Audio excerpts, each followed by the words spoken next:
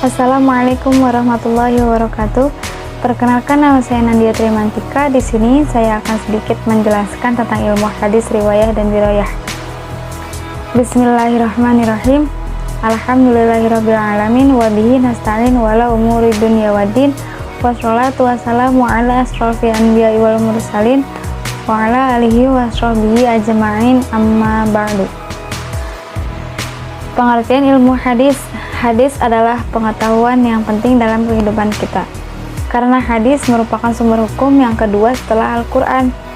Hadis juga dapat diartikan sebagai ilmu pengetahuan yang membicarakan cara-cara bersambungnya hadis sampai kepada Rasulullah SAW, dari segi ihwal para perawinya yang menyangkut keadilannya, dari segi bersambung atau terputusnya sanad dan matan.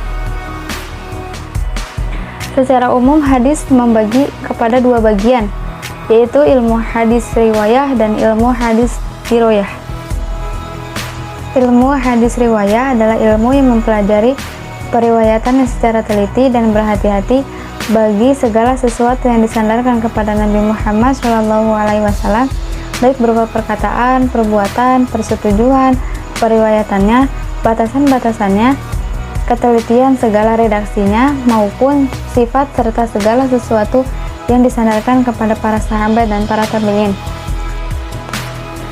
Objek pembahasan kajian ilmu hadis riwayah adalah hadis Nabi dari segi periwayatan dan pemeliharaannya, yaitu cara periwayatan hadis baik dari segi cara penerimaan dan demikian juga cara penyampaian dari seorang perawi kepada perawi lainnya.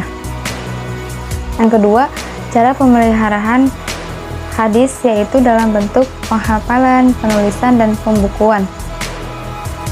Manfaat mempelajari ilmu hadis riwayah adalah untuk menghindari adanya kemungkinan yang salah dari sumbernya, yaitu Nabi Muhammad SAW. Sebab berita pada umat Islam yang beredar bisa jadi bukan hadis, melainkan juga ada berita-berita yang lain dari sumbernya, atau bahkan sumbernya tidak jelas sama sekali. Bahkan begitu pentingnya peran ilmu hadis dalam Islam, sehingga Al-Hakim pernah berkata, andaikan tidak banyak orang-orang yang menghafal sanad hadis, niscaya tiang agama Islam roboh dan para ahli bid'ah berlomba-lomba membuat hadis palsu dan memutarbalikan sanad. Bahkan pandangan yang lebih keras ditunjukkan oleh Sufyan As-Tsawri. Beliau berpendapat mempelajari ilmu hadis hukumnya lebih utama daripada mendirikan sholat sunnah dan berpuasa sunnah, sebab hukum mempelajari ilmu hadis adalah fardu kifayah, sedangkan hukum sholat sunnah dan hukum berpuasa sunnah adalah sunnah. Dari penjelasan yang saya dapat simpulkan, tanpa ilmu hadis kita tidak akan menemukan penjelasan bagi Al-Quran, dan pastinya Islam akan hancur.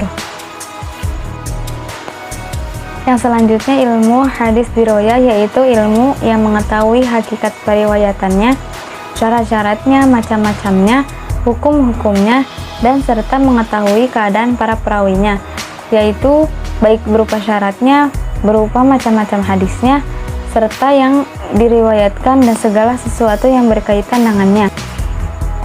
Objek dari ilmu hadis dirayah adalah keadaan para perawinya itu sendiri, baik yang menyangkut pribadinya seperti akhlaknya, tabiatnya, dan keadaan hafalannya, maupun yang menyangkut persambungan atau terputusnya sanad. Manfaatnya dari ilmu hadis dirayah itu mengetahui pertumbuhan dan perkembangan hadis dan ilmu dari masa ke masa, sejak zaman Rasulullah SAW sampai sekarang, dapat mengetahui tokoh-tokoh serta usaha yang telah mereka lakukan dalam mengumpulkan dan memelihara dan meriwayatkan hadis. Lalu dapat mengetahui kaidah-kaidah yang digunakan oleh para ulama, dan dapat mengetahui istilah-istilah, nilai-nilai, dan kriteria-kriteria hadis sebagai pedoman dalam beristinbat. Baik, yang selanjutnya ada perbedaan antara ilmu hadis riwayah dan ilmu hadis dirayah. Pertama, dari segi pembahasan, ilmu hadis riwayah adalah segala perkataan, perbuatan, dan persetujuan Nabi.